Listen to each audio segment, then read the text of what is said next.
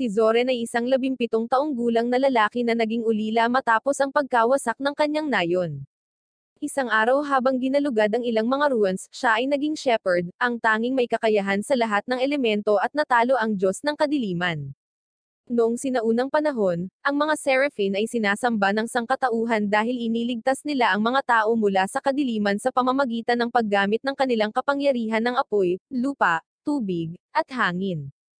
Ang mga tao at mga Seraphim ay namuhay ng mapayapa sa mahabang panahon, ngunit ang mga tao ay nagsimulang mag-away sa isa't isa, na nagdulot ng kapahamakan, na nagdulot ng mga negatibong emosyon, at kasalaulan na kilala bilang malevolence.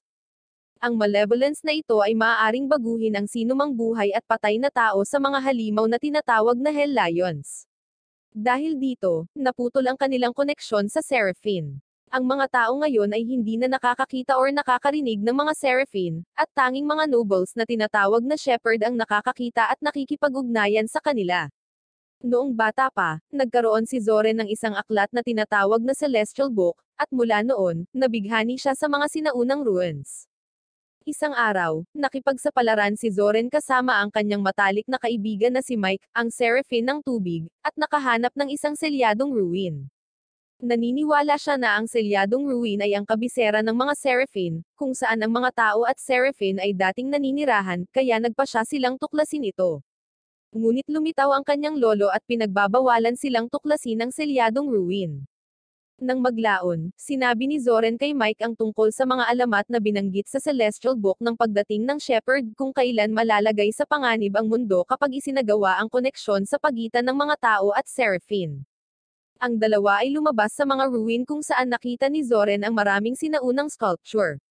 Biglang tinakpan ng dilim ang ulap, at nangangamba sila na baka tamaan ng kidlat, kaya tumakbo sila at umiwas sa kidlat, ngunit pareho silang aksidenteng nahulog sa hukay kung saan natagpuan nila ang isang walang malay na babae na nagngangalang Amaka.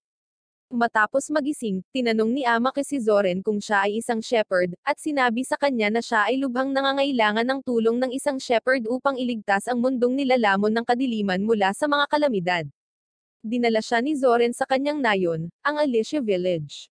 Humingi ng tulong si Amaka sa mga Seraphim, kahit na hindi niya nakikita at naririnig ang mga ito, ngunit ang kanyang pagsusumamo ay tila hindi naririnig na kino-question ang mga alamat ng Seraphim. Lahat ng mga taga-nayon at ang kanyang lolo ay nagsasabi kay Zoren na pabalaykan si Amaka bago niya dalhin ang kalamidad sa kanilang nayon. Ngunit pagkatapos, kinumbinsi ni Zoren ang kanyang lolo na tulungan si Amaka. Sa mga sumunod na araw, ginugugol niya ang kanyang oras kay Amaka at nalaman niyang nakatira siya sa Lady Lake, ang kabisera ng Hall End kung saan ginaganap ang alamat ng Sacred Blade Festival. Sa festival na ito, ang mga tao ay nakikilahok sa pagsubok ng espada, kung saan ang sinumang makatanggal ng sagradong espada ay magiging shepherd. Ngunit wala pang nakakaalis nito hanggang ngayon. Isang araw, nalaman ni Zoren na nawalan ng mga kaibigan si Amaka dahil sa kaguluhan sa mundo. Sinabi niya sa kanya na ang mga prophecy ng mga celestial books ay totoo, na nagbibigay sa kanya ng pag-asa, at ipinahayag na pangarap niyang imbestigahan ang mga sinaunang ruin sa buong mundo upang muli niyang mapagsama-sama ang mga tao at Seraphim. Bago umalis, ipinahayag ni Amaka na mas nagtitiwala siya sa mga alamat ngayon matapos maramdaman ang presensya ng mga Seraphim sa nayon. Pagkaalis niya, pumasok ang halimaw na Hellion sa kanilang nayon. Hinabol ni Zoren at Mike ang intruder at pinigilan ang Hellion sa pagpatay sa isang Seraphim. Sumugod si Zoren upang hampasin ang Hellion gamit ang kanyang espada, ngunit sinakal siya ng Hellion at itinapon pagkatapos na iwasan ang kanyang pag-atake. Pinipigilan ni Mike ang Hellion mula sa pag-atake kay Zoren gamit ang kanyang mahiwagang icicle. Sinamantala ni Zoren ang pagkakataong ito at na-corner ang Hellion sa pamamagitan ng pagtama ng isang malakas na suntok sa kanyang tiyan, ngunit tumakas ang Hellion. Nang maglaon, napagtanto ni Zoren na ang tunay na target ng Hellion ay si Amaka, at nagpa siya na umalis sa kanyang nayon upang iligtas siya. Sinamahan siya ni Mike sa kananig paglalakbay at ipinakita sa kanya ang espada ni Amaka na natagpuan niya sa ruin kanina. May royal crest ito, ibig sabihin ay isa siyang prinsesa. Narating ni Zoren at Mike ang kabisera ng Hall End, sa tulong ng isang babae na nagngangalang Rosie, na nagbigay sa kanila ng merchant pass na nagpapahintulot sa kanila na malayang makapasok sa anumang lungsod. Pareho silang namangha matapos makita ang magandang lungsod at masiglang mga tao na nakikisaya sa Sacred Blade Festival. Nang maglaon, nakatagpo nila ang Hellion na humahabol kay Amaka at nagpasyang habulin siya. Bago tumakas, ibinunyag ng Hellion sa kanila na si Prinsesa Amaka ang target ng assassination kaya hindi lang siya ang dapat nilang bantayan. Pumasok sina Zoren at Mike sa palasyo kung saan ginaganap ang paglilitis sa espada. Napansin ni Zoren na walang tao maliban sa kanya ang nakakakita sa isang babae sa gitna, isang seraphine ng apoy na naninirahan sa tabi ng espada. Nang matapos ang huling pagsubok ng pagdiriwang, ipinahayag ni Amaka sa karamihan na hindi sila makikipag-away sa kalapit na nayo na Rollins, gagantay lang sila kapag unang inatake sila ng Rollins. Nadagdagan ng pangungutya sa loob ng palasyo matapos marinig ang kanyang talumpati dahil sa pagkadismaya at takot sa mga manunood. Biglang, ang Hellion na nilamon ng apoy ay pumasok sa palasyo dahil sa matinding pagmamalupit. Mabilis na nilapitan ni Zoren si Amaka upang protektahan siya mula sa assassin, ngunit hiniling niya sa kanya na harapin ang Hellion sa halip. Hiniling ni Zoren sa babae na katabi ng espada na nagngangalang Mayoma na tulungan siya, ngunit sinabi ni Mayoma sa kanya na ang shepherd lamang ang maaaring mag-purify sa mga Hell Lions. Pagkatapos ay napagtanto ni Zoren na ang kanyang pangarap ay nakaayon sa kung ano ang dapat gawin ng shepherd at nagpa siya na bunutin ang espada. Na bumubuo ng isang sinaunang kontrata kay Mayoma, na ginawa siyang sublord at siya ay maging sisidlan ng shepherd, ibig sabihin ay magagamit niya ang mga kakayahan tulad ng purification, nakakaramdam ng kapahamakan, at iba pang kapangyarihang higit sa sangkatauhan sa pamamagitan ng pagtawag sa mga sublord sa kanilang sinaunang pangalan na ibinigay niya. Pagkatapos maging shepherd, inilabas ni Zoren ang kanyang tunay na kapangyarihan at hinampes ang Hellion gamit ang kanyang espada na may naglalagablab na apoy, at pagkatapos ay pinurify ang Hellion sa pamamagitan ng paggamit ng kanyang flaming sword. Pagkatapos ay bumagsak si Zoren pagkatapos ng labanan dahil sa labis na paggamit ng kapangyarihan. Nagising siya, at binigyan siya ni Amaka ng kasuotan ng shepherd bilang regalo, at bilang pasasalamat sa pagligtas sa kanila mula sa pag-atake ng Hellion. Ipinakilala ni Zoren sina Mike at Mayoma sa kanya ngunit napagtanto niyang hindi niya sila nakikita or naririnig. Sa patnubay ni Mayoma, nagsimula siyang mag-concentrate habang hawak ang kamay ni Amaka, pinamamahalaang hayaan si Amaka na makipag-usap kay Mayoma at Mike sa maikling panahon. Si Zoren at ang kanyang grupo ay pumunta sa bayan kung saan napansin niya na ang mga kalye ay puno ng mga banner na naglalaman ng mga tatak ng shepherd na nagpapaunawa sa kanya ng pasanin at pag-asa na dinadala ng shepherd na mag-isa. Biglang nakaramdam ng pagduduwal at pagkahilo si Zoren matapos maramdaman ang isang malakas na kapahamakan sa bayan. Tumingin-tingin siya sa paligid at nakita niya ang isang selyadong ruin kung saan nanggagaling ang kapahamakan. Binuksan ni Zoren ang pinto ng ruin gamit ang royal sword ni Amaka, at ang grupo ay pumasok sa ruin, ngunit bigla silang inatake ng mga Hell Lions.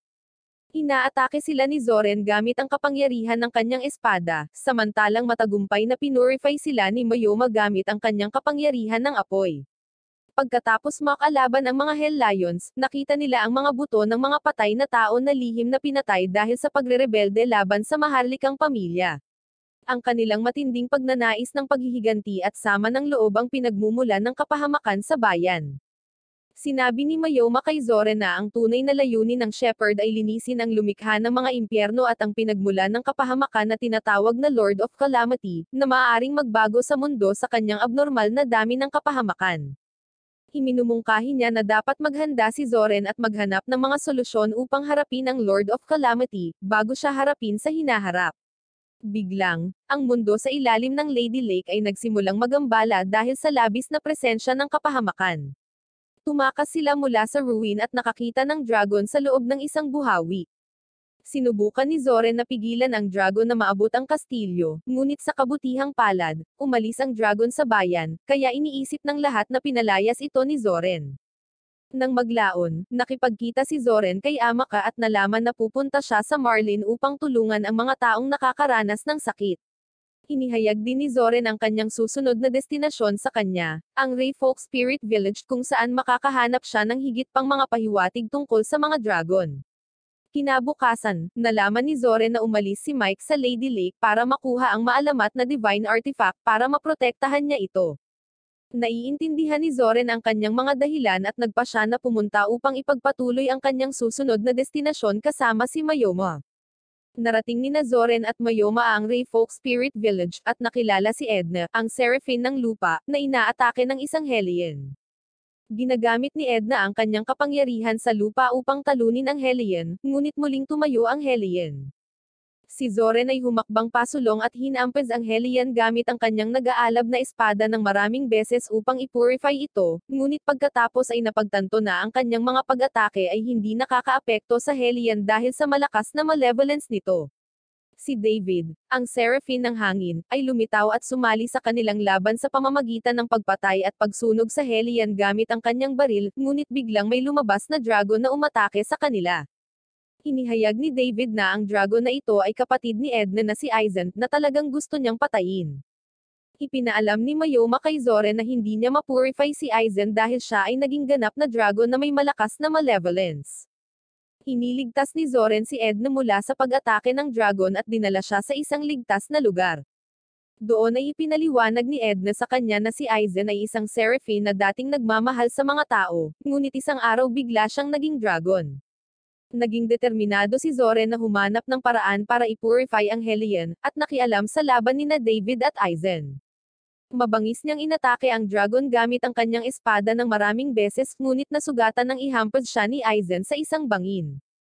Sa kabila ng kanyang mahinang estado, nagmamadaling iligtas ni Zoren si Edna mula sa pag-atake ng apoy ng dragon, ngunit napansin niyang tumigil si Aizen sa pag-atake ng apoy dahil nag-aalangan siyang salakayin ang kanyang kapatid at lumipad palayo sa pinangyarihan. Pagkatapos ng laban na ito, ipinangako ni David na hindi niya papatayin si Aizen maliban kung susuko si Edna sa pagpapabalik sa kanya, at ngayon ay sumang-ayon na bumuo ng isang sinaunang kontrata kay Zoren upang maging kanyang sublord, at bilang kapalit, si Zoren ay dapat maghanap ng paraan para ipurify ang kanyang kapatid. Ang tatlo pagkatapos ay nagtatakda sa kanilang susunod na destinasyon, ang Rollins, kung saan ayon sa legends, ang mga tao ay sumasamba sa mga dragon bilang mga Diyos noong sinaunang panahon. Sa kanyang paglalakbay, nakilala ni Zoren ang mga kasama ni Amaka at tinulungan sila sa pakikipaglaban sa isang Hellion na nagdudulot ng bagyo. Si Zoren ay bumubuo ng isang rock shield sa kanyang mga braso upang protektahan ang kanyang sarili, at tinamaan ang Hellion ng isang malakas na suntok habang iniiwasan ang kanyang pag-atake ng mga water ball. Biglang lumitaw ang isang batang dragon na tinatawag na Drake at nasugatan ang Hellion sa pamamagitan ng pag-atake nito. Ang mga batang dragon ay maaaring ipurify, kaya't inilapag ni Zoren ang kanyang pangwakas na atake sa Hellion at sumugod upang ipurify ang Drake, ngunit ang Drake ay nagtagumpay na lumipad palayo. Nalaman ni Zoren kung saan patungo ang Drake at pagkatapos ay pumunta sa Marlin. Napansin ni Zoren ang isang malaking halaga ng kapahamakan sa lungsod na ito, at napagtanto na ang sakit ay dulot ng Drake. Nakipagkita si Zoren kay Amaka at natuklasan na bumuti ang kanyang mga kasanayan, at madali nang marinig ng mga tao ang Seraphine sa kanyang presensya. Ngunit si Amaka ay bumagsak sa kanyang harapan at sinabi sa kanya na tila walang gumagana at nakapagpapagaling sa mga sakit. Biglang lumitaw muli ang Drake Dragon, na ngayon ay nasa bingit ng pagiging isang ganap na malakas na dragon. Hinarang ni Zoren ang mga fireball ng Drake gamit ang kanyang espada at tumalon pasulong upang hampasin ito, ngunit inatake ng Drake si Mayoma gamit ang kanyang mga fireball, na pinilit si Zoren na ilagay ang kanyang sarili sa panganib para protektahan siya. Biglang lumitaw si Mike kasama ang kanyang divine artifact, isang pana, at hinerangan ang apoy gamit ang kapangyarihan nito. Pumayag si Mike na bumuo ng isang sinaunang kontrata kay Zoren, at nakakuha si Zoren ng bagong buff form at ginamit ang kanyang bagong nakuhang bow para atakihin ang Drake gamit ang nagniningning na arrow, na matagumpay na napurify ito. Nang maglaon, ipinaalam ni Amaka kay Zoren na inutusan ni Lord Bartolome ang mga tropa na magmarcha patungo sa Glaven Basin, ang borderline sa pagitan ng Heyland at Rollins, upang magudyok ng digmaan. Nagpasya si Zoren na samahan si Amaka sa kanyang paglalakbay upang ihinto ang digmaan, ngunit sinubukan siya ni Mayoma na pigilan dahil magkakaroon ng maraming kapahamakan ang digmaan mula sa kalungkutan at sakit na maaaring bumalot kay Zoren sa madilim na bahagi ng puwersa. Sa kanyang paglalakbay, nakatagpo si Zoren ng isang naging Hellion na tao na puno ng pagmamalupit dahil sa kasalanan ng pagpatay sa isang tao. Pinurify ni Zoren ang Hellion na tao at nagsimulang makaramdam ng sentimental sa proseso, ngunit ang insidenteng ito ay nagpapalakas lamang sa kanyang pasya na itigil ang digmaan dahil ayaw niyang mahulog ang mga tao sa kapahamakan. Si Zoren kasama si Amaka at ang kanyang mga tropa ay tumungo sa Glaven Basin. Sa kanilang paglalakbay, sinabi ni Zoren kay Amaka na tutulungan lamang niya itong pigilan ang pagsisimula ng digmaan upang magampanan ang kanyang tungkulin bilang shepherd, ngunit kung sumiklab ang digmaan, hindi siya papanig sa sinuman. Kinagabihan, hiniling ni Mike kay Zoren na magpahinga mula sa tungkulin ng pagiging shepherd at inanyayahan siyang tuklasin ang isang kalapit na ruin. Matapos marating ang Glaven Basin, nasaksihan ni Zoren ang kaguluhan at pagkawasak ng digmaan, at nabigla siya nang makita kung paano nag-aambag ang libu-libong sundalo sa paglikha ng Hell Lion sa kanilang mga malevolence. Nakaramdam ng discomfort si Zoren sa umaapaw na malevolence, ngunit tumatalon pa rin sa larangan ng digmaan kasama ang kanyang mga sublord upang ipurify ang bawat Hellion. Una niyang hinampaz ang mga Hellion ng kanyang nag-aalab na espada para sunugin sila, at pagkatapos ay ginamit niya ang kanyang kapangyarihan sa lupa para suntukin sila gamit ang kanyang kalasag na bato. Sa huli, inatake niya ang mga Hell Lions gamit ang kanyang lightning arrow, na nagpapaputok ng mga purification arrows sa lahat ng Hell Lions, at bilang resulta, matagumpay nitong pinurify ang bawat isa sa kanila. Pagkatapos, si Zoren na nanghihina dahil sa labis na paggamit ng lakas ay pumunta sa kabilang panig ng larangan ng digmaan. Doon ay nakita niya ang isang tao na Hellion na may hindi maisip na dami ng malevolence at napag-alaman na ito ay ang Lord of Calamity na pinangalan ng Heldap. Hinampaz siya ni Zoren gamit ang kanyang espada upang ipurify siya at nakita niya ang isang sulyap sa kanyang anyo ng tao na nakatago sa ilalim ng kanyang kahalayan. Pagkatapos ay pinakawalan ni Zoren ang lahat ng kanyang malalakas na galaw at diskarte para sa lakayin siya, ngunit napagtanto na ang kanyang kapangyarihan ay walang epekto sa Lord of Calamity. Ipinatawag ni Heldap ang hindi mabilang na mga Hell Lions at hinahamon siyang makaligtas sa kanilang pag-atake. Sinubukan ni Zoren na protektahan ang kanyang sarili habang ginagamit ang kanyang flaming sword, ngunit nagsimula siyang mapagod pagkatapos subukang ipurify ang hindi mabilang na dami ng Hell Lions. Sinimulan siyang kutsain ni Heldap, ngunit patuloy na lumalaban si Zoren habang sinasabing ililigtas niya ang buong mundo. Matapos makita ang katigasan ng ulo ni Zoren, nagpa siya si Heldap na umalis na sinasabing papayagan niya si Zoren na maging pag-asa ng mga tao upang durugan siya at dalhin ang sukdulang kawalan ng pag-asa. Tinulungan ng mga sublord ni Zoren na iwaksi ang mga natitirang Hell Lions, at bilang resulta, sa wakas ay nagawa niyang talunin ang mga Hell Lions. Pagkatapos ng digmaan, nalaman ni Zoren ang tungkol sa pinsala ni Amaka at umalis pabalik upang makita siya. Hiniling ni Zoren sa kanya na maging kanyang sublord upang pareho silang magtulungan, at upang maiwasan ang mga digmaan na mangyari sa mundo. Tinanggap ni Amaka ang kanyang alok at bumuo ng isang sinaunang kontrata sa kanya. Bilang resulta, nagkakaroon siya ng kakayahang makita ang mga Seraphine at nagsimulang lumuha sa tuwa.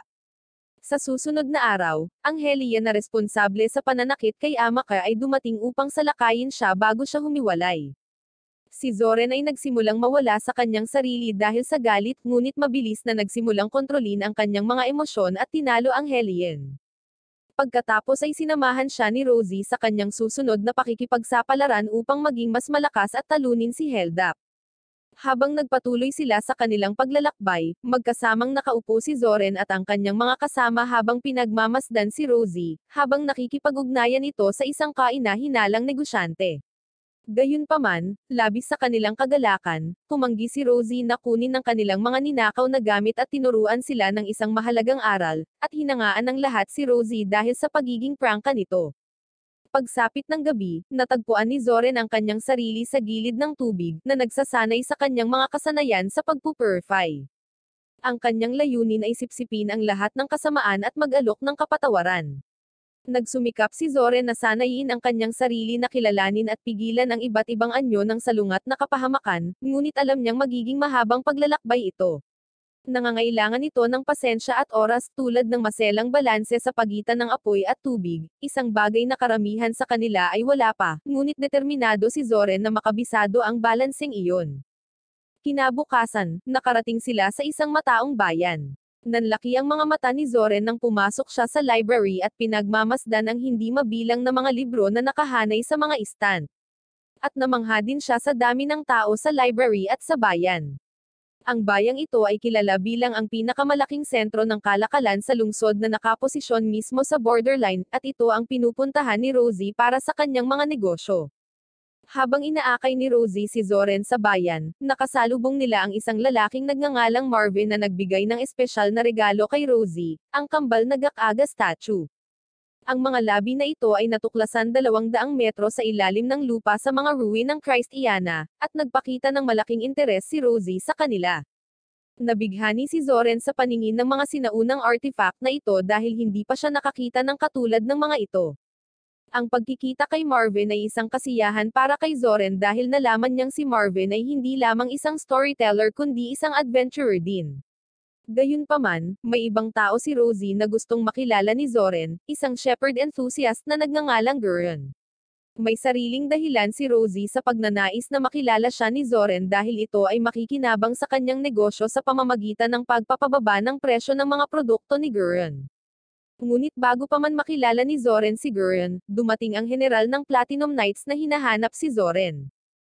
Humakbang si Zoren, nagtataka kung bakit siya gusto ng mga ito. Ipinaliwanag ng general na kailangan nilang i-escort si Zoren dahil sa mga alalahanin tungkol sa kanyang pambihirang kapangyarihan bilang isang shepherd. Buong tapang na ipinagtanggol ni Rosie ang mga aksyon ni Zoren, iginiit na hindi siya kumitil ng anumang buhay. Nanatiling matigas ang general, na ang kanyang presensya ay isang paalala sa conflict. Pagsapit ng gabi, nagbahagi si Marvin ng kakaibang sikreto kay Zoren. Ang kambal na Gak-aga statue, ayon kay Marvin, kung ilalagay ang mga ito sa bawat sulok ng isang silid, ang Gak-aga statue na ito ay may kapangyarihang lutesin ang mga salungatan.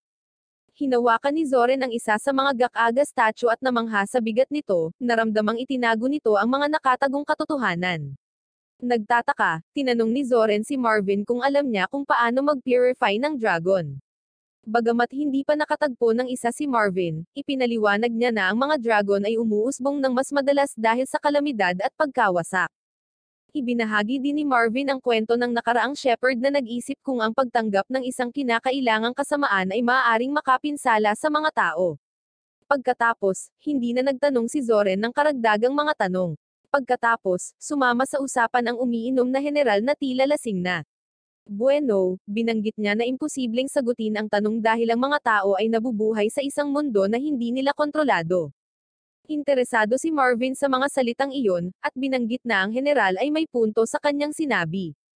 Pagkatapos ay ipinaliwanag ng general na upang bumigay sa ilang mga pagkakataon upang panatilihing tuwid ang mga bagay, patuloy siyang umiinom, marahil upang makalimutan ito, at tumawa si Marvin. Tumayo si Zoren para lumabas at magsanay, na pinag-alala ang general na baka tumakas siya. Humingi ng paumanhin si Zoren sa mga Seraphine dahil sa pagiging late at napansin niya si Rosie na lumalayo. Tinanong niya si Denzel kung saan siya pupunta, ngunit tumanggi siyang sumagot. Sa gitna ng kanyang pagkatao, may misyon si Rosie na dapat gampanan bilang miyembro ng Shattered Bones. Kinailangan niyang linisin ang lungsod na may masasamang naninirahan dito, at ngayong gabi ang target nila ay ang obispo na nasa dulo ng hustisya. Si Rosie at ang kanyang grupo ay pumasok sa simbahan, natalo ang lahat ng mga bantay na nakikita. Nakipagkita sila sa obispo at ipinahayag na gusto lang nilang magtanong sa kanya. Sumang-ayon ang obispo, na nauunawaan na kung hindi niya gagawin, siya ay mamamatay. Tinanong nila siya kung bakit nakakuha siya ng malaking kayamanan na nakatago sa ilalim ng simbahan. Ang obispo sa una ay nag-aalangan, tinawag itong kasinungalingan ngunit ibinunyag na ito ay isang pondong pang-emergency kung sakaling lumitaw ang isa pang kalamidad. Gayunpaman, ipinahayag ng grupo na natagpuan nila ang ilang mga nakatagong bangkay sa ilalim ng lupa. Tinatanong nila kung sinusubukan ng obispo na patahimikin ang mga tao. Bago siya makasagot, lumitaw si Rosie mula sa likuran at hiniwa ng kutsilyo ang leeg ng obispo. Hindi maiwasang magtaka ni Zoren sa biglaang pagkawala ni Rosie noong gabi, ngunit napagpasyahan niyang huwag na itong banggitin sa kanilang almusal sa umaga.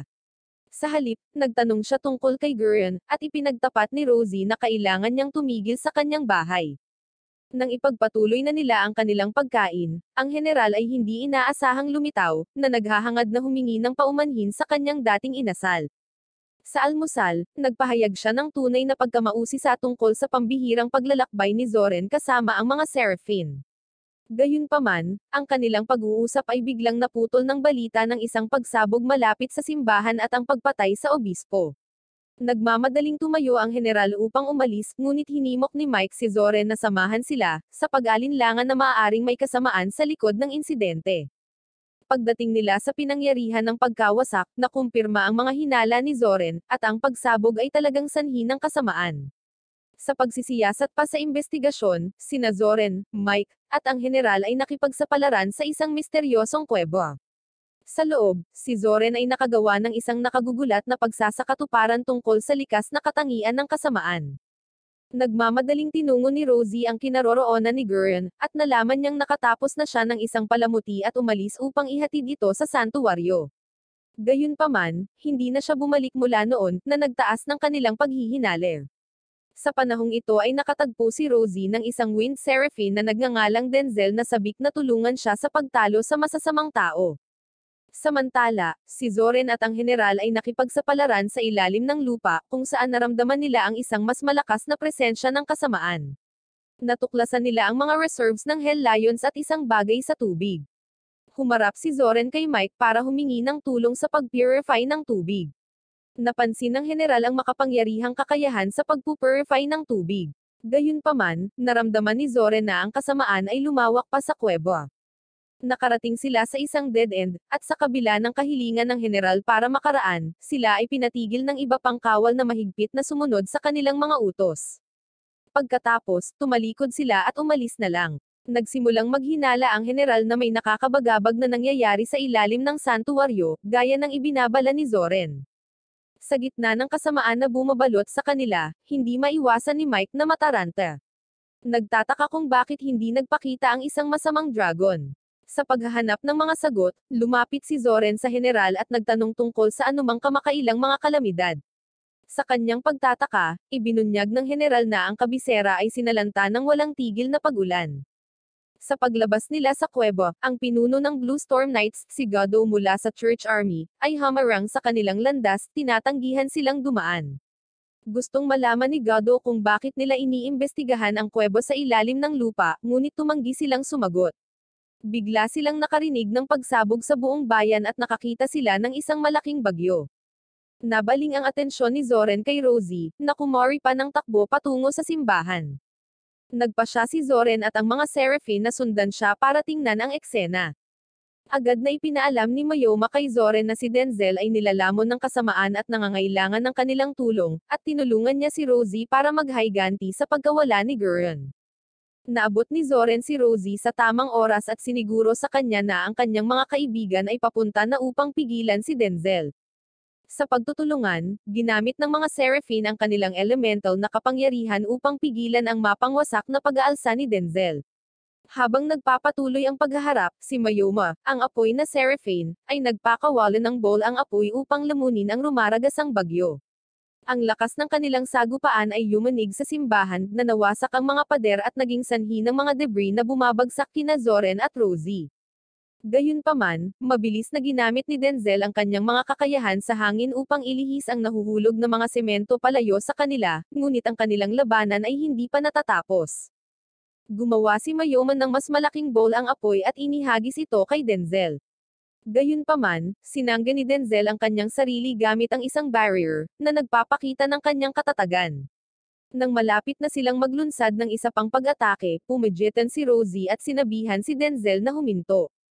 Pagkatapos itinaas ni Denzel ang kanyang mga kamay at sumuko.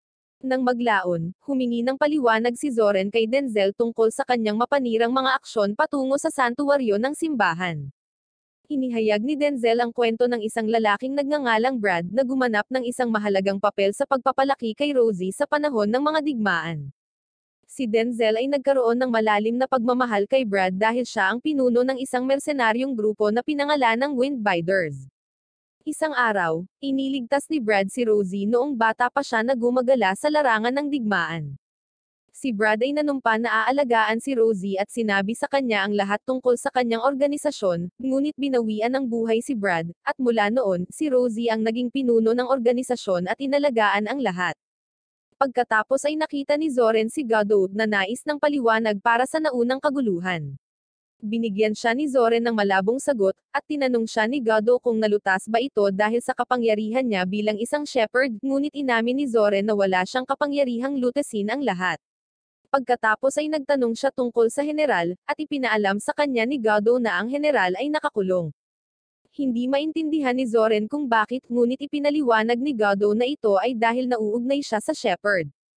Pagkatapos ay tinanong ni Zoren si Gado kung ano ang gusto niya sa kanya. Inaanyayahan siya ni Gado na sumali sa Church Army dahil sa kanyang kapangyarihan. Ngunit alam ni Zoren na pagsasamantalahan nila siya para sa kanilang sariling mga layunin, na posibleng mag-udyok ng digmaan or mapabagsak ang pamilyang imperial. Tumanggi si Zoren at hiniling kay Gado na ihatid siya sa kabisera kung saan maaari siyang makiusap para sa pagpapalaya sa general. Kinagabihan, tinanong ni Mike si Zoren kung ano ang nangyari. Ipinaliwanag ni Zoren na nagsisimula na niyang maunawaan kung ano ang malevolence, at iniisip niya kung ano ang gagawin niya kapag nalaman niya ito ng tuluyan. Alam ni Zoren na ang kanyang tungkulin ay i-purify ito, ngunit sa palagay niya ay higit pa rito ang kanyang tungkulin bilang shepherd. Lumitaw si Mayoma at nagtanong kung ano ang gusto niyang gawin. Pagkatapos ay ipinahayag ni Zoren ang kanyang pagnanais na lumikha ng isang mundo na walang mga digmaan, kung saan ang mga tao at mga seraphim ay maaaring magkakasamang umiral ng mapayapa. Pagbalik sa lugar ni Rosie, nakasalubong nila si Marvin, na handang umalis sa isang paglalakbay. Tinanong niya kung naaalala ni Zoren ang kwento niya tungkol sa dating shepherd. Inulit ni Zoren ang kwento mula sa umpisa hanggang sa dulo, at ibinahagi ni Marvin na ang pinakamahalagang bagay sa buhay ay ang manatiling tapat sa sarili. Malaki ang pasasalamat ni Zoren sa matatalinong salita ng 1,000 taong gulang na mananalaysay. Kinumpirma ng mga seraphim na sila ay totoo sa kanilang sarili sa pamamagitan ng pagsunod sa shepherd. Ibinunyag din ni Mayoma na si Amaka ay sublord din ni Zoren. Tinanong ni Mayoma kung naririnig niya ang kanyang boses na nagpapakita na dapat niyang marinig ang kanyang boses sa kabila ng distansya na naghihiwalay sa kanila. Gayunpaman, sa kabila ng kanyang mga pagsisikap, nakita ni Zoren na imposibleng makamit ang koneksyon na ito dahil kailangan pa niyang patunayan ang kanyang kahalagahan bilang shepherd. Samantala, natagpuan ni Amaka ang kanyang sarili na naipit sa isang matinding labanan laban sa kanyang mga kaaway. Nahuli sa isang sorpresang pag-atake, ang kanyang unit ay nolipol, na nag-iwan lamang ng ilang nakaligtas na nagtatago sa takot. Si Amaka ay inakusahan ni Lord Bartolome ng pagnanakaw sa gobyerno at binansagan bilang isang traidor. Determinado na parangalan ang sakripisyo ng mga taong nagbuwis ng kanilang buhay para sa kanyang kaligtasan, nangako si Amaka sa kanyang sarili at sa kanyang mga kasama.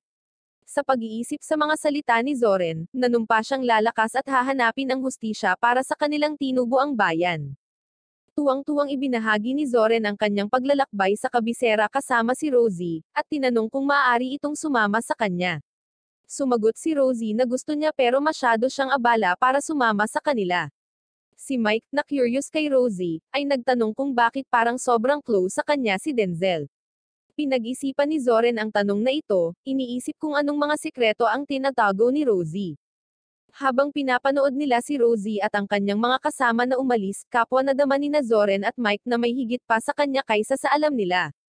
Sinundan ni Mike si Rosie, na sinamahan ni Edna, habang si Zoren ay naglakbay kasama si Gado sa Kapitolyo, na sumakay sa karwahe ni Rosie.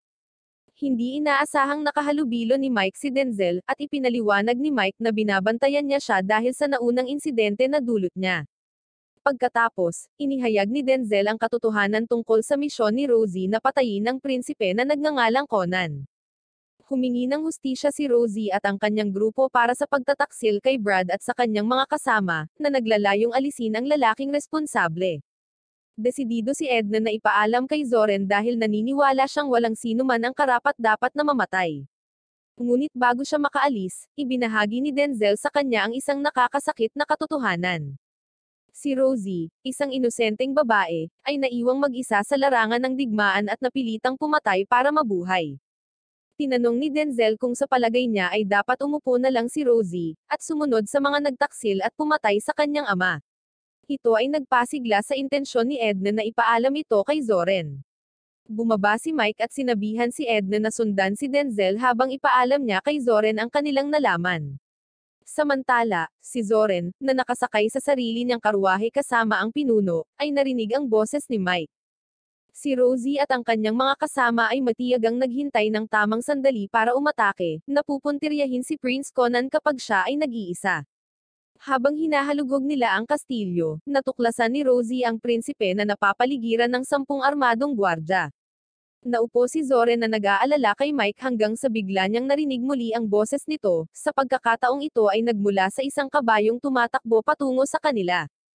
Hindi na dapat sayangin ang oras, kaya mabilis na nag-iwan ng sulat si Zoren para sa pinuno at sumugod kay Rosie. Pagsapit ng gabi, si Rosie at ang kanyang mga tauhan ay pumasok sa kastilyo upang tapusin ang kanilang misyon. Nang makalapit si Rosie sa silid na pinagtutulugan ng prinsipe, dumating si Zoren sa kastilyo. Ang oras ay tumatakbo, ang mga alaala ng walang buhay na mukha ni Brad ay nag-flash sa isip ni Rosie, habang inilalagay niya ang kutsilyo sa itaas na katawan ng prinsipe. Walang pag-aalinlangan, pinuntirya niya ang kanyang mga vital spots. Sa sandaling iyon, pumasok si Zoren sa silid at tinawag si Rosie. Ngunit sa kanilang pagtataka, ang prinsipe ay hindi patay, tumayo siya at malupit na tinutuya si Rosie, habang dumating naman ang mga bantay niya para protektahan siya. Nag-alab ang galit ni Rosie sa loob niya habang inilalabas niya ang galit niya sa mga gwardya. Desperado si Zoren na makialam, ngunit ginamit ni Denzel ang kanyang wind power para pigilan siya. Gayunpaman, pumasok si Edna at sinaktan si Denzel, tinulungan si Zoren. Walang tigil si Rosie habang hinahabol ang tumatakas na prinsipe. Gayunpaman, naniniwala si Zoren na walang dapat patayin at sinundan siya, na sinusubukang pigilan siya. Naabutan ni Rosie ang prinsipe at sinubukang hiwain ang kanyang lalamunan. Ngunit sa kanyang pagtataka, ginamit ng prinsipe ang kanyang mga kamay upang depensahan ang pag-atake. Habang nakatingin si Rosie sa malapitan, napansin niyang naging itim ang mga mata ng prinsipe. Naabutan din ni Zoren at napagtanto na ang prinsipe ay isang Hellion. Biglang naglunsad ang prinsipe ng isang marahas na pag-atake kay Rosie, na mabilis na nangingibabaw sa kanya sa isang labanan. Bumangon si Rosie at sinubukang lumaban, ngunit sinabihan siya ni Zoren na umatras. Gayunpaman, ang kanyang pagsusumamo ay hindi narinig habang ang kapangyarihan ng Hellion ay nagpakawalan ng mapangwasak na puwersa nito, na naging sanhi ng pagguho ng mismong gusali na kanilang kinatatayuan. Hinawakan siya ng Hellion sa lalamunan, at sinaksak ni Rosie ang kamay nito, na nagbigay ng pagkakataon kay Denzel na umatake mula sa likod at patayin ang Hellion. Nakuha ni Zoren si Rosie nang mahulog sila sa tubig at nadala sila sa dalampasigan. Nang magkamalay siya, ang unang inaalala ni Rosie ay ang kalagayan ng prinsipe. Sinabi ni Zoren na sa palagay niya ay namatay ang prinsipe nang mahulog siya sa lawa, ngunit ang determinasyon ni Rosie na wakasan siya para sa kabutihan ay nanatiling hindi natitinag. Nais na sumisid ni Rosie sa lawa upang matiyak na patay na ang prinsipe, sa kabila ng pagsasabi ni Zoren na wala ng buhay ang prinsipe. Nang malapit nang kunin ni Rosie ang mga bagay sa kanyang sariling mga kamay, pumidgetan si Denzel na pinipigilan siyang magpatuloy. Sumakay silang lahat sa isang karwahe patungo sa Kapitolyo, at tinanong siya ni Zoren kung mabuti bang pumatay ng isang tao. Sinabi ni Rosie na dapat may gumawa nun dahil may mga taong karapat-dapat patayin. Sinamantala ni Zoren ang pagkakataon na paliwanagan si Rosie tungkol sa kasamaan at ang malawak na epekto nito sa kanilang mundo. Ipinaliwanag ni Zoren na ang lahat, kabilang ang kanilang mga sarili, ay nabahiran ng kasamaan na ito dahil sa labis na kapangyarihan ng kanilang mga negatibong emosyon. Pagkatapos ay ikinwento ni Denzel ang kanyang mapanganib na paglalakbay sa mga Seraphine, na ibinahagi kung paano niya hinaanggad na suportahan si Rosie sa pamamagitan ng pagiging isang sisidlan pagkatapos ipaghiganti ang malagim na pagkamatay ni Brad. Naniniwala si Denzel na napakahalaga para kay Rosie na tuparin ang huling hiling ni Brad. Sa madaling salita, tinawag lang niya itong puppet ni Brad para matupad ang kanyang layunin. Biglang huminto ang karwahe, lumabas si Zoren upang matuklasan na hinahanap ng Platinum Knights ang Shepherd sa ilalim ng utos ng general. Bagamat nag-aalangan si Rosie na magtiwala sa kanila, tiniyak ni Zoren sa kanya na magiging maayos ang lahat. Ang mga gwardya ay tila nakahanay sa mga pananaw ng general at nag-alok na ligtas na i-escort si Zoren palayo sa Blue Storm Knights. Habang sumasakay sila sa kabayo sa madilim na kagubatan, nakaramdam ng pagkabalisa si Zoren. Pakiramdam niya ay napuno ng kasamaan ang kagubatan, dahilan para mabulok ito at kumalat ang katiwalian nito sa ibang mga lupain. Pinayuhan ng mga Seraphim si Zoren na sumulong sa halip na subukang ipurify ang kasamaan. Biglang, isang malakas na bug zone ng hangin ang dumaan sa kagubatan, ngunit ipinaliwanag ni Denzel na ito ay isang natural na kababalaghan lamang na dulot ng malevolence. Nang maramdaman ni Zoren na tumitindi ang panganib, hinimok ni Zoren ang kanyang mga kasama na magmadali sa dulo ng kagubatan. Desperado na tinanong ni Rosie si Zoren, iniisip kung ang lahat ng kanyang pagsusumikap ay nawalan ng saysay. Ngunit si Zoren, na hindi nakahanap ng sagot, ay inamin na habang kinikilala niyang mali ang pagpatay, hindi niya magawang kamuhian siya dahil dito. Pakiramdam ni Rosie na wala siyang lakas, at ang kanyang labis na kalungkutan ay nagsimulang umakit sa kasamaan. Sinubukan siyang salakayin ng masasamang loob, ngunit ginamit ni Zoren ang kanyang kapangyarihan upang protektahan siya. Ang isip ni Rosie ay napupuno ng mga alaala noong panahong nakilala niya si Brad. Naalala niya na iniligtas siya nito at tinuruan kung paano mamuhay. Patuloy na sumusulong ang grupo habang masigasig na pinupurify ni Zoren ang anumang bakas ng kasamaan na lumalapit, at magkasama silang nakatakas sa kagubatan. Kalaunan ay nakipagkita si Zoren at ang kanyang mga kasama sa general, na naghatid ng nakagugulat na balita. Maaari lamang ikulong ni Gado ang general hanggang sa makarating sila sa kabisera. Tinanong ni Zoren ang general kung nasaan sila ngayon at nalaman niyang nasa harap siya ng tirahan ng emperador ng Rollins. Lumabas ang emperador para batiin si Zoren at inanyayahan si Zoren sa loob. Sa pagkamangha ni Zoren, nagtanong ang emperador tungkol sa kasamaan na sumasalot sa kabisera. Bagamat hindi ito nakikita mismo, alam ng pamilyang Imperial ang pagkakaroon nito. Nalilito, nagtanong si Zoren kung paano nila nalaman. Binanggit ng emperador ang tungkol kay Marvin ang storyteller, na nagsabi ng lahat sa kanyang mga ninuno. Ang emperador ay nagpatuloy upang ihayag ang kwento na kapag ang isang tao ay nagsagawa ng isang ritual na nag-aalis ng mga emosyon mula sa sangkatauhan, magiging sanhi ito ng kasamaan na mawala sa mundo. Gayunpaman, mayroong isang tao na nagngangalang Velvet, ang ritual ay hindi nakaapekto sa kanya dahil ang kanyang puso ay napuno ng purong galit at puot sa isang tao. Nagdulot ng kapahamakan ang mga emosyong iyon, at bumalik ang kasamaan. Pagkatapos ay inihayag ng emperador ang ilang balita kay Zoren. Ipinaliwanag niya na nalaman niya na ang Halend ay nahaharap sa panloob na alitan, na nagreresulta kay Amaka na bansagan bilang isang taksil at inaresto. Ang paghahayag na ito ay nagpabigla kay Zoren, na nagnanais na makita si Amaka ngunit alam niyang hindi siya makakaalis hanggat hindi naaalis ang kasamaan at ang kabisera. Ipinahayag ng emperador ang kanyang intensyon na samahan si Zoren, ipinaliwanag ang kanyang pagnanais na siyasatin ang simbahan, na tila nagtatago ng isang lihim. Sa karwahe na patungo sa kabisera, ipinaliwanag ni Rosie na gusto niyang makipag-ayos kay Zoren. Sinabi niya na nasaktan niya ang ilang tao na may layuning iligtas ang mga walang kapangyarihan, ngunit natanto niya na may mga bagay na hindi maliligtas sa ganoong paraan. Alam ni Rosie na ang pinakamakapangyarihang kalaban nila ay ang malevolence, ngunit hindi niya ito nakikita. Kaya gusto niyang magsagawa ng kasunduan sa kanya dahil sa kabila ng kanyang kapangyarihan, hindi kayang gawin ni Zoren ang lahat ng mag-isa, at ipinaalam ni Mayoma kay Rosie ang mga panganib na kasangkot. Magkakaroon siya ng kapangyarihan sa pamamagitan ng pagsasagawa ng kasunduan kay Zoren, ngunit kung ang shepherd ay mamamatay, gayon din ang kanyang mga alagad. Ang paghahayag na ito ay nagdulot ng pagmuni-muni ni Zoren kay Amaka, ngunit tiniyak sa kanya ni Mayoma na alam niya ang kondisyong ito at tinanggap pa rin niya ito. Binigyang diin ni Mayoma na magagawa rin ng isang alagad na puksay ng kasamaan, na sapat na upang kumbensihin si Rosie na tanggapin ang Kisendone. Kinailangan ni Zoren na maingat na isaalang-alang ang panukalang ito, dahil ang pagdaragdag ng higit pang mga alagad ay maglalagay ng karagdagang stress sa kanyang katawan. Gayunpaman, sa pagpasok sa kabisera, nakaramdam si Zoren ng mabigat na pakiramdam at nahihirapang huminga.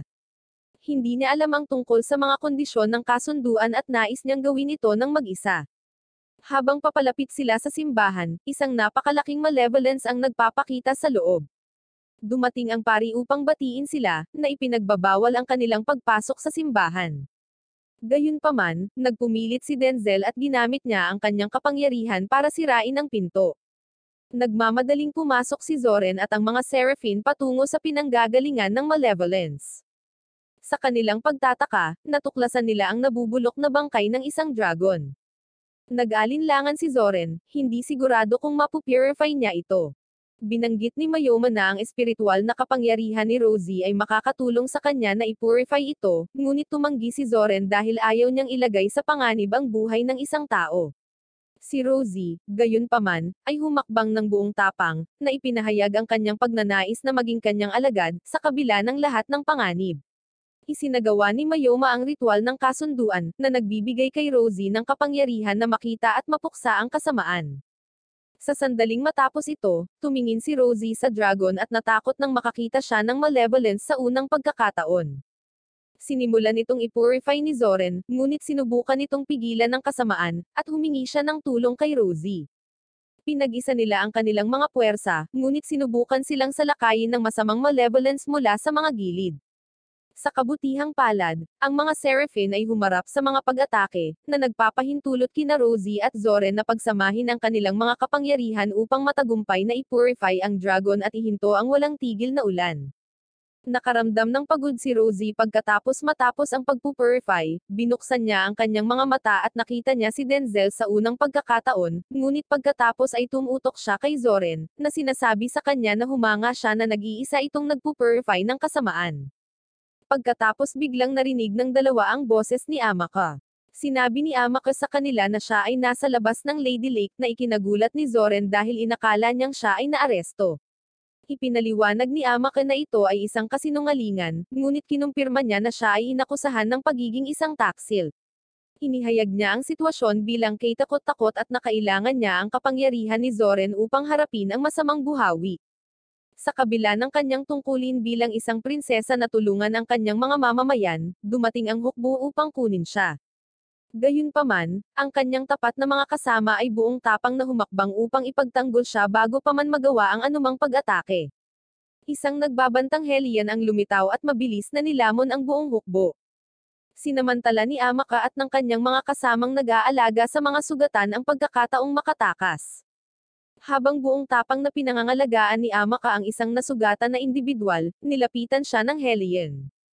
Tila nang nawala ang lahat ng pag-asa, isang misteryosong Seraphim ang tumulong sa kanya, na ipinakilala ang kanyang sarili bilang David. Inihayag ni David na ang isang dragon ay nakahanda ng bumaba sa lungsod dahil sa lumalalang sitwasyon. Alam niyang matagal pa ang paghihintay kay Zoren, taglay ni David ang perpektong sandata para labanan ang banta ng dragon. Nakatanggap si Amaka ng nakakagulat na balita, ang kanyang mentor ay nahaharap sa isang malagim na kapalaran, ang pagpapako sa krus at pagpapakita sa publiko. Upang maligtas siya, binigyan siya ng dalawang pagpipilian, pagtaksilan ang kanyang sariling mga tao at patayin sila or upang bigyan ang kanyang sarili ng ilang oras at hayaan ang kanyang mentor na mapahamak. Sa malalim na pag-iisip sa tabi ng malinis na lawa, napagtanto niyang may tungkulin siyang gampanan bilang prinsesa. Determinado, nangako siyang iligtas ang kanyang mentor sa pagsapit ng dilim nang hindi nagdudulot ng pinsala sa sinuman. Sa sobrang galit, ginaisang ni Rosie si Zoren at agad siyang sinenyasan palabas. Nang tumingin siya sa unahan, nanlaki ang kanyang mga mata nang makita ang isang napakalaking buhawi na patungo sa lungsod ni Amaka. Alam ni Zoren na si Amaka ay nasa matinding panganib at nagmamadaling naghanda na umalis ng maaga upang tumulong. Sa pagpasok ni Amaka sa kastilyo, nakaharap niya ang mga gwardya, ngunit walang pag-aalinlangan, siya at ang kanyang magigiting na mga kasamahan ay mabilis na nakalusot sa kanilang mga depensa. Samantala, sinundan ni Zoren at ng iba pa ang buhawi, desperadong subukang abutin ang hindi kapani-paniwalang bilis nito habang tumutungo ito patungo sa lungsod. Gayunpaman, habang sabik na hinihintay ng Lord Bartolome si Amaka na iligtas ang kanyang mentor, at napagtanto ni Zoren malapit na ang oras. Sa sandaling napagtanto niya ito, alam ni Zoren na kailangan niyang ipurify ang buhawi. Nararamdaman niya ang napakalaking kasamaan sa loob ng taong kumokontrol dito. Ang ilang mga individual ay maaaring makatiis at sugpuin ang gayong kadiliman, habang ang iba ay sumuko sa kapangyarihan nito. Naaninag ni Zoren ang napakalaking hugis na nakatago sa loob ng buhawi, isang nakakatakot na halimaw. Ang mga dragons ay palaging napatunayang imposibleng ipurify, dahil walang sino man ang nangahas na harapin ang hamon. Ngunit ngayon ay walang pagpipilian si Zoren, kailangan niyang harapin ang halimaw, kahit na nangangahulugan ito na ipagsapalaran ang kanyang sariling buhay upang matupad ang kanyang mga pangarap. Habang nasaksihan ni Mayoma ang determinasyon ni Zoren, hindi niya maiwasang makaramdam ng matinding saya. Habang naglalakbay si Amaka sa kastilyo, nakatagpo siya ng maraming pagsubok sa daan. Sa kabila ng mga hadlang na ito, nagtiyaga si Amaka at sa huli ay narating niya ang silid ng kanyang ama. Dumating si Amaka upang personal na makiusap sa kanyang ama na wakasan ang nagpapatuloy na labanan, umaasang wakasan ang masamang damdamin na nagdudulot ng kaguluhan sa lupain. Habang papalapit siya sa kanyang ama, hindi niya maalis ang pakiramdam ng paparating na panganib. Binalaan siya ng intuwisyon ni Amaka tungkol sa isang papalapit na dragon. Gayunpaman, bago niya matugunan ang kanyang mga alalahanin, si Bartolome ay biglang pumasok sa silid na inakusahan si Amaka ng pagtataksil at sinubukang patayin ang hari. Si Amaka, na ayaw makipag-away, ay nak-order sa nagbabantang espada ni Bartolome. Inihampas ni Bartolome ang kanyang espada, at ang hari ay buong tapang na namagitan, isinakripisyo ang kanyang sarili upang iligtas ang buhay ni Amaka. Gayunpaman, si Bartolome ay nanatiling walang awa, determinadong ibaling ang mga tao laban sa kanya. Ngunit ang kanyang masasamang motibo ay nalantad sa lalong madaling panahon, nang ang kanyang tunay na anyo ay inihayag sa kanyang sariling mga tauhan. Naging malinaw na siya ang may pananagutan sa pagpatay sa hari. Nang walang mapagtataguan, tumalon si Bartolome mula sa bubong ng kastilyo. Isang pambihirang tanawin ang nasaksihan ni Amaka, ngunit pakiramdam niya ay wala siyang lakas na kumilos. Biglang lumitaw ang isang buhawi, ito ay napakalaki at nagpakita ng isang nakakatakot na dragon na bumubuga ng apoy. Sa sandaling iyon, narinig niya ang boses ni Zoren na tumatawag sa kanya, humihingi ng tulong bilang kanyang alagad. Ang mga Seraphine ay buong tapang na nakikipaglaban sa mga masasamang nilalang na kilala bilang mga Hell Lions, ngunit kailangan ni Zoren na ipurify ang dragon. Ito ay isang hindi pa nagagawang aksyon, at si Zoren ay naghahanda ng pag-atake, naglunsad ng isang malakas na pag-atake sa dragon. Mahusay na pinabagsak ni Zoren ang dragon, at bumaling si Zoren kay Rosie para humingi ng tulong habang nakatuon si Zoren sa pagpupurify sa halimaw, at nagpumiglas si Rosie sa bigat ng pasanin. Gayunpaman, si Zoren ay napuno ng kagalakan nang makita ang kanyang determinasyon. Nang tuluyang bumagsak si Rosie, inakay siya ni Prinsesa Amaka. Matapang na hiniling ni Amaka kay Zoren na ilipat sa kanya ang malevolence, sa kabila ng matinding kahirapan. Magkasama silang nagtiyaga, matatag na nakatayo sa likuran ni Zoren. Sa isang huling surge ng determinasyon, matagumpay na pinurify ni Zoren ang dragon, at ang imposibleng bagay ay nakamit. Gayunpaman, bago sila makapagsaya sa kanilang tagumpay, dumating ang isang messenger na may dalang malubhang balita. Ang Lord of Calamity ay nakahanda upang lamunin ang mundo sa kasamaan. Matapos ang purification, isinugod sina Rosie at Amaka sa ospital, ngunit nanatili silang walang malay sa loob ng 9 na mahabang araw. Ang kanilang mga katawan ay nagtiis ng matinding pagod, at naramdaman ni Zoren ang kanilang pakikibaka at ipinaalam sa mga Seraphine na sa wakas ay nagising na sila. Sinabihan si Amaka tungkol sa taos-pusong pagnanais ng mga tao na makita siyang ganap na gumaling. Parehong handa sina Rosie at Amaka na harapin muli ang hamon kung kinakailangan, upang iligtas ang mundo. Samantala, si Denzel ay nakibahagi sa isang matinding labanan laban kay Sima, ang alagad ng Lord of Calamity. Natuklasan ito ni Zoren at nakiusap kay Denzel na huminto, ngunit determinado si Denzel na humarap sa labanan. Ipinahayag sa kanila ni Sima na ang Lord of Calamity ay hindi titigil hanggat hindi nasesira ang buong mundo. Dinala niya si Zoren at ang iba pa sa lugar kung saan naninirahan ang Lord of Calamity, na napapaligiran ng mga taong natupok ng kasamaan. Ang lumalagong kasamaan sa Hilaga ay nagbanta na kumalat sa iba pang bahagi ng mundo. Dahil nabigla sa mga nakakatakot na kaganapan, si Zoren ay bumagsak sa lupa, at binalaan sila ni Sima muli bago naglaho sa hangin. Desidido si Zoren na magtungo sa Hilaga, at sa kanyang sorpresa, ang mga Seraphine ay sabik na sumang-ayon na samahan siya sa kanyang paglalakbay. Si Mayoma, isang pinagkakatiwalaang kaalyado, ay nagsiwalat na ang aklat na pinagkakatiwalaan ni Zoren ay talagang naiwan ng dating shepherd. Iniabot sa kanya ni Mayoma ang isa pang libro, ang Celestial Records, na naglalaman ng mga hinahangad na lihim ng mundo na walang humpay na hinabol ni Brad. Nang magsimulang magbasa si Zoren, natuklasan niya ang simula ng Lord of Calamity, gaya ng inihula ng emperador. Habang naghahanda si Zoren para sa kanyang paglalakbay, nilapitan siya ni Amaka na may determinasyong samahan siya. Sa kabila ng responsibilidad na muling itayo ang kanyang lungsod, ipinagkatiwala ni Amaka ang kanyang mentor na pangasiwaan ang gawain habang sinisimulan niya ang mahalagang misyon na ito. Magkasama, nagsimula sina Zoren at Amaka sa kanilang pakikipagsapalaran, at habang nasa daan, tinulungan sila ng mabait na mga individual na sabik na suportahan ang lalaking shepherd. Sa madilim na mga gabi, si Zoren ay walang kapagurang nagsasanay upang maging mas malakas.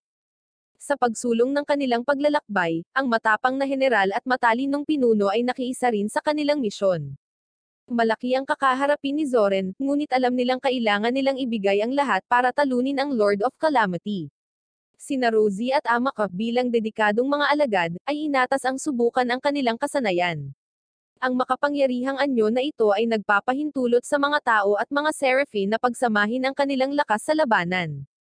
Iyon ang trump card ng Shepherd, ngunit ito ay may malaking panganib para sa mga alagad niya. Gayunpaman, determinado si Denzel na galugarin ang bawat paraan upang lumakas bago humarap sa Lord of Calamity. Sa kanilang pakikipagsapalaran sa larangan ng pagkakaisa, kapwa sina Rosie at Amaka ay nabalot ng matinding pagod. Ang mga Seraphim, na nagbabantay sa kanila, ay kailangang ganap na magbagong anyo sa mga sandata, habang ang mga sublord ay nagsilbing baterya ng baril. Sa paglalakbay, sabik na itinanong ni Denzel si Sima kung ipinagkanulo niya ang Lord of Calamity upang bigyan sila ng babala. Ang Lord of Calamity ay hindi mapigilan, at hindi siya titigil sa anuman upang makamit ang kanyang mga layunin.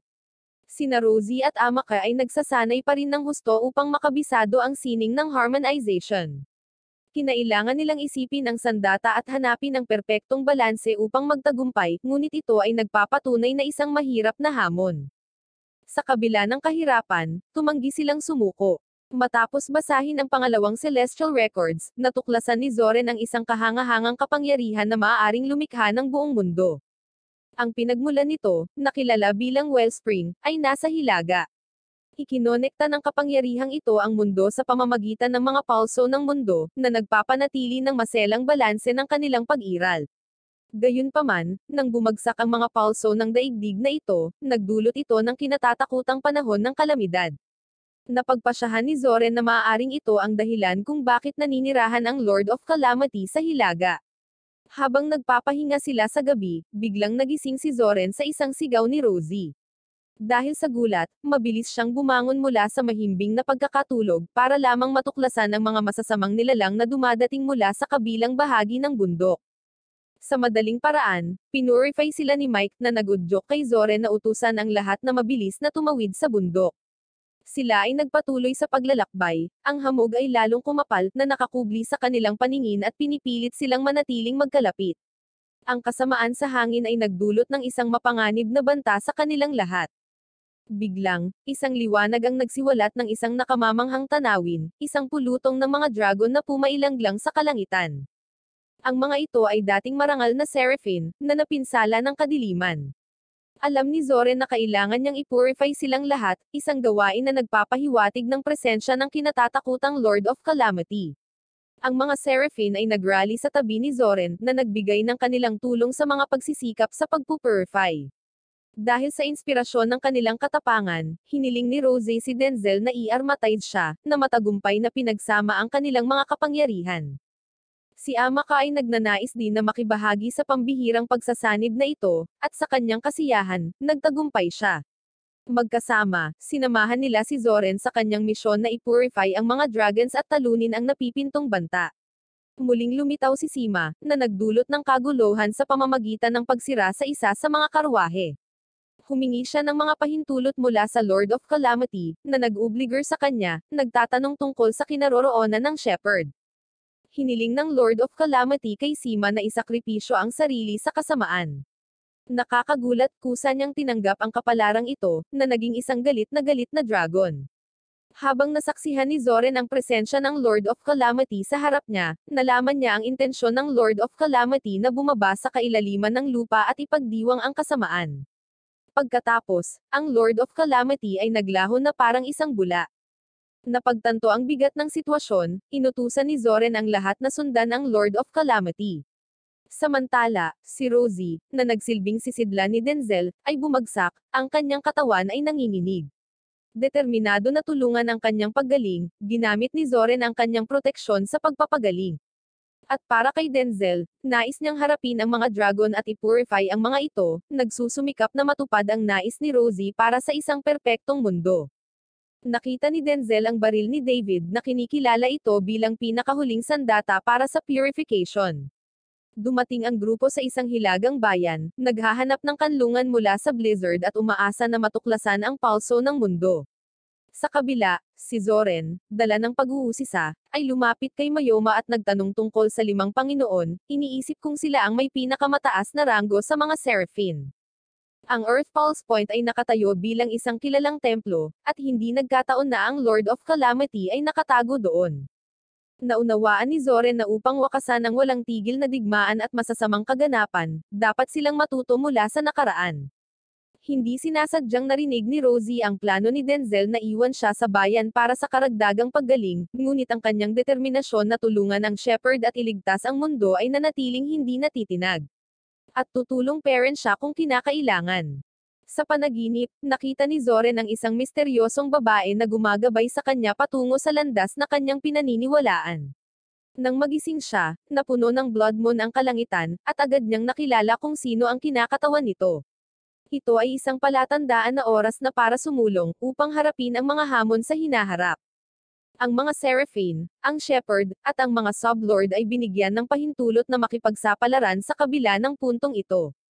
Dahil mahirap itong tahakin ng mga tao, tuwang-tuwa si Zoren nang matuklasan niya na ang mga tao at Seraphim ay maaaring magkasamang mabuhay ng may perpektong pagkakaisa. Sama-sama, babawiin nila ang mundo mula sa mga kamay ng Lord of Calamity at ibabalik ang kapayapaan sa lahat.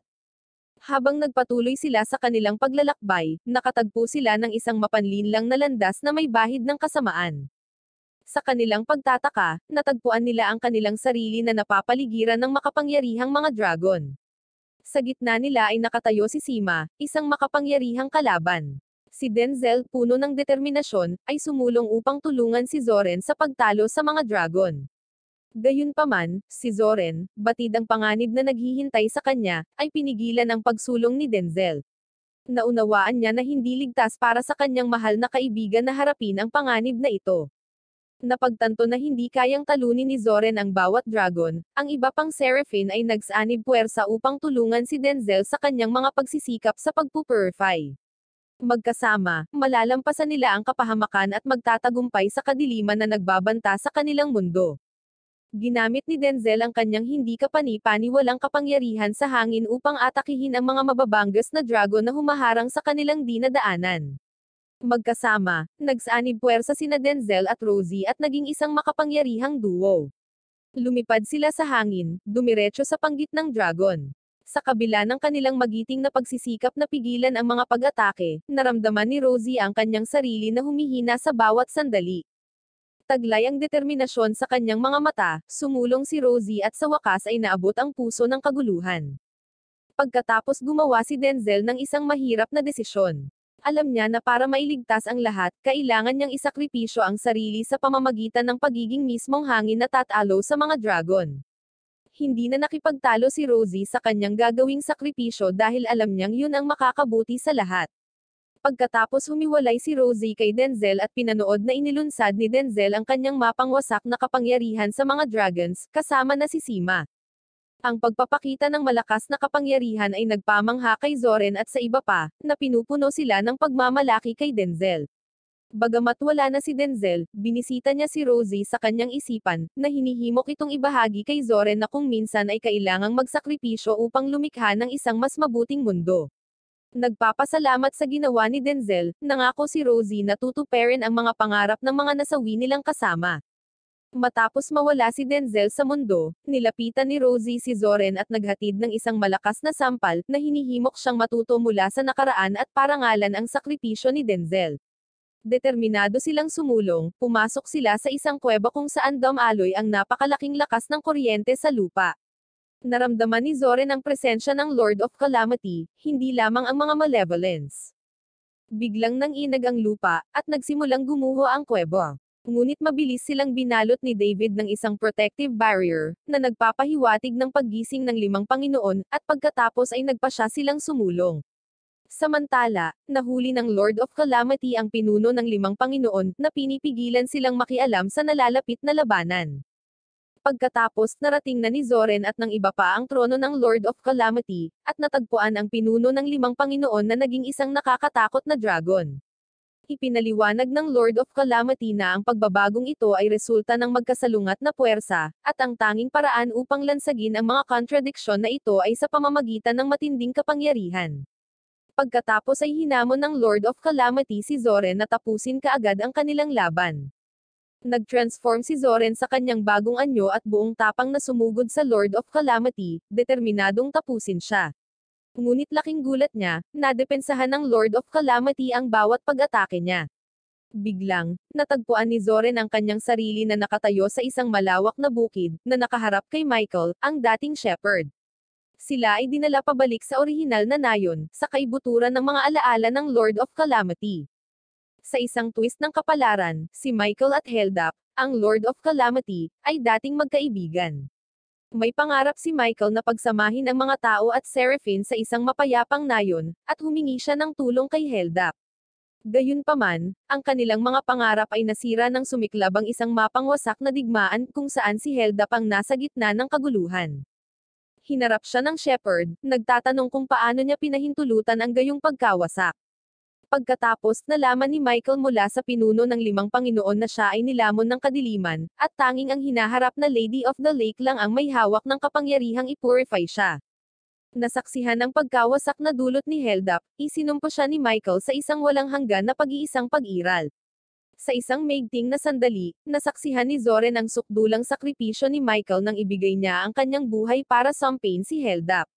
Ang kasamaan na unang nag-ugat sa puso ni Heldap ay lumago sa paglipas ng panahon, na nagpakawalan ng isang Lord of Calamity.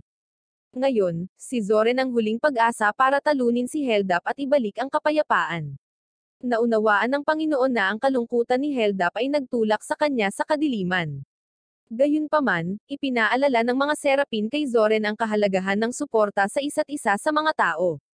Gayunpaman, tinanggihan ni Heldap ang paniwala na ito, ang kanyang hitsura ay binaluktot ng isang walang hanggang sumpa sa patuloy na lumalagong kasamaan. Habang inilunsad ni Zoren ang kanyang pag-atake, pilit siyang napaatras, napagtanto na hindi niya kayang ipurify si Heldap ng mag-isa. Ngunit pagkatapos ay isang napakatalino na ideya ang sumagip sa kanya.